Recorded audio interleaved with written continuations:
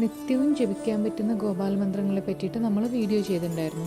8 ഗോപാലമന്ത്രങ്ങളാണുള്ളത്. അതിൽ 8 വീഡിയോകളായിട്ട് നമ്മൾ ആ മന്ത്രങ്ങൾ പറയുന്നുണ്ടായിരുന്നു. പക്ഷെ ഇപ്പോഴും പലരും റിക്വസ്റ്റ് ചെയ്യുന്നതാണ്. എനിക്ക് തോന്നുന്നു ചിലതൊന്നും ചിലർ കണ്ടിട്ടുണ്ടാവില്ല. അതുകൊണ്ട് ആ 8 ഗോപാലമന്ത്രങ്ങളും കൂടെ ഒരിക്കൽ കൂടെ ഈ ഒരു വീഡിയോയിലായിട്ട് പറയുകയാണ്. അപ്പോൾ നിത്യവും ജപിക്കാവുന്ന അത്ഭുത ശക്തിയുള്ള കൃഷ്ണപ്രീതികരങ്ങളായ മന്ത്രങ്ങളാണ് ഗോപാലമന്ത്രങ്ങൾ. ആ 8 ഗോപാലമന്ത്രങ്ങൾക്കും അവയുടേതായിട്ടുള്ള ശക്തിയും ഫലപ്രാപ്തിയും ഉണ്ട്.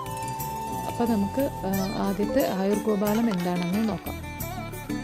ദേവകീ സുത ഗോവിന്ദ വാസുദേവോ ജഗൽപദേ ദേഹി മേ ശരണം കൃഷ്ണ ത്വാമഹം ശരണം ഗത. ദേവകിയുടെയും വസുദേവരുടെയും പുത്രനും ജഗത്പതിയുമായ അല്ലയോ ഗോവിന്ദ കൃഷ്ണ, ഞാൻ അങ്ങയെ ശരണം പ്രാപിക്കുന്നു, എനിക്ക് ശരണം നൽകിയാലും. ഇത് ചൊല്ലുന്നത് വഴി ദീർഘായുസാണ് ഫലപ്രാപ്തി. അടുത്തത് സന്താനഗോപാലാണ്. പേര് പോലെ തന്നെ സന്താനലബ്ധിക്കാണ് നമ്മൾ ഈ സന്താനഗോപാലം ജപിക്കുന്നത്. മന്ത്രം ഇപ്രകാരമാണ്: ദേവകീസുത ഗോവിന്ദ വാസുദേവോ ജഗൽപദേ ദേഹി മേ തനയം കൃഷ്ണ ത്വാമഹം ശരണം ഗത. ദേവകിയുടെയും വസുദേവരുടെയും പുത്രനും ജഗൽപതിയുമായ അല്ലയോ ഗോവിന്ദ കൃഷ്ണ, ഞാൻ അങ്ങേ ശരണം പ്രാപിച്ചിരിക്കുന്നു, എനിക്ക് പുത്രനെ നൽകിയാലും. സന്താനലബ്ധിക്ക് വേണ്ടിയിട്ടാണ് നമ്മൾ ഈ ഗോപാലമന്ത്രം ജപിക്കാറുള്ളത്. അപ്പോൾ പലർക്കും തോന്നാം ആയുർഗോപാലവും സന്താനഗോപാലവും സെയിം ആണ് എന്നുള്ളത്. അതല്ല, അതിൽ ലാസ്റ്റത്തെ ലൈനിൽ വ്യത്യാസമുണ്ട്. സോ അത് രണ്ടും ഒരേപോലെയല്ല.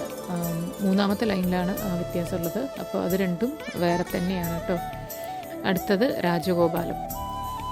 കൃഷ്ണ കൃഷ്ണ മഹായോഗിൻ ഭക്താനാമ ഭയങ്കര ഗോവിന്ദ പരമാനന്ദ സർവം മേ വശമാനയ. മഹായോഗിയും ഭക്തന്മാർക്ക് അഭയം നൽകുന്നവനും ഗോവിന്ദനും പരമാനന്ദരൂപിയുമായ അല്ലയോ കൃഷ്ണ, എല്ലാം എനിക്ക് അധീനമാകട്ടെ. ഇതിൻ്റെ ഫലപ്രാപ്തി എന്ന് പറയുന്നത് സമ്പൽ സമൃദ്ധിയും വശ്യമാണ്. അടുത്തത് ദശാക്ഷരി ഗോപാലാണ്, 4ാമത്തെ ഗോപാലമന്ത്രം എന്ന് പറയുന്നത്. എല്ലാവർക്കും അറിയുന്ന മന്ത്രമാണ് ഗോപീജന വല്ലഭായ സ്വാഹ. അതായത് ഗോപീജനങ്ങളുടെ നാഥനായിക്കൊണ്ട് സമർപ്പണം. ഇതിൻ്റെ ഫലപ്രാപ്തി എന്ന് പറയുന്നത് അഭീഷ്ടസിദ്ധിയാണ്. ഓക്കെ, അടുത്ത് 5ാമത്തെ ഗോപാലമന്ത്രം എന്ന് പറയുന്നത് വിദ്യാഗോപാലാണ്. മന്ത്രം ഇപ്രകാരമാണ്: കൃഷ്ണ കൃഷ്ണ ഹരേ കൃഷ്ണ സർവജ്ഞത്വം പ്രസീദമേ രമാരമണ വിശ്വേശ വിദ്യാമാശു പ്രേക്ഷമേ. ലക്ഷ്മീപതിയും ലോകനാഥനും സർവജ്ഞനുമായ അല്ലയോ കൃഷ്ണ, എനിക്ക് വേഗത്തിൽ വിദ്യ നൽകിയാലും. ഇതിൻ്റെ ഫലപ്രാപ്തി എന്ന് പറയുന്നത് വിദ്യാലാഭമാണ്.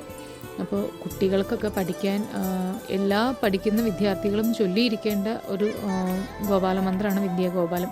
ഇപ്പോൾ പഠിക്കാൻ കുറച്ച് പുറകിലോട്ടായ കുട്ടികളൊക്കെ ഇപ്പം 41 എന്നുള്ളത് 108 ആക്കിയിട്ട് ദിവസവും ജപിച്ച അതിൻ്റെ ഫലപ്രാപ്തി തീർച്ചയായിട്ടും കണ്ടിരിക്കും. അടുത്തത് 6ാമത്തെ ഗോപാലമന്ത്രം എന്ന് പറയുന്നത് ഹയഗ്രീവ ഗോപാലാണ്. ഉദ്ഗിരൽ പ്രണവോത്ഗീത സർവവാഗീശ്വരേശ്വര സർവവേദമായ ചിന്ത്യ സർവം ബോധയ ബോധയ. പ്രണവത്തെ ഉദ്ഗീതനം ചെയ്തുകൊണ്ടിരിക്കുന്ന ഭഗവാനെ, എല്ലാ അറിവുകളുടെയും അധിപതിയായവനെ, എല്ലാ വേദങ്ങളുടെയും സാരമായവനെ, എല്ലാം എനിക്ക് ബോധിപ്പിച്ച് മനസ്സിലാക്കി തന്നാലും. ഇതിൻ്റെ ഫലപ്രാപ്തി എന്ന് പറയുന്നത് സർവജ്ഞാനലബ്ധിയാണ് കേട്ടോ. അടുത്തത് 7ാമത്തെ ഗോപാലമന്ത്രം എന്ന് പറയുന്ന മഹാബല ഗോപാലാണ്. നമോ വിഷ്ണവേ സുരപതയെ മഹാബലായ സ്വാഹ. സുരപതിയും മഹാബലശാലിയും ദേവരാജാവുമായ വിഷ്ണുവിനായിക്കൊണ്ട് സമർപ്പണം. ഇതിൻ്റെ ഫലപ്രാപ്തി ശക്തിവർദ്ധനയാണ്. ഇനി അവസാനത്തെ ഗോപാലമന്ത്രമാണ് ദ്വാദശാക്ഷര ഗോപാലം. നമ്മളെന്നും ജപിക്കുന്ന കൃഷ്ണമന്ത്രമാണിത്. മന്ത്രം ഇപ്രകാരമാണ്: ഓം നമോ ഭഗവതേ വാസുദേവായ. അതായത് ഭഗവാനായ ശ്രീകൃഷ്ണനായിക്കൊണ്ട് നമസ്കാരം. ഇതിൻ്റെ ഫലപ്രാപ്തി എന്ന് പറയുന്നത് അർത്ഥ ധർമ്മ കാമ മോക്ഷ പുരുഷാർത്ഥ ലബ്ധിയാണ്. അപ്പോൾ ഈ ഏത് ഗോപാലമന്ത്രവും 41 തവണ വീതം ജപിക്കുന്നവർക്ക് ഫലപ്രാപ്തിയും ശ്രീകൃഷ്ണാടാക്ഷവും ഉണ്ടാവുന്ന കാര്യത്തിൽ ഒരു സംശയവും വേണ്ട. ഇനിയിപ്പോൾ 41 അല്ല, അതിൽ കൂടുതൽ ജപിക്കാൻ കഴിയുന്നുണ്ടെങ്കിൽ അത്രയും നല്ലതാണ്.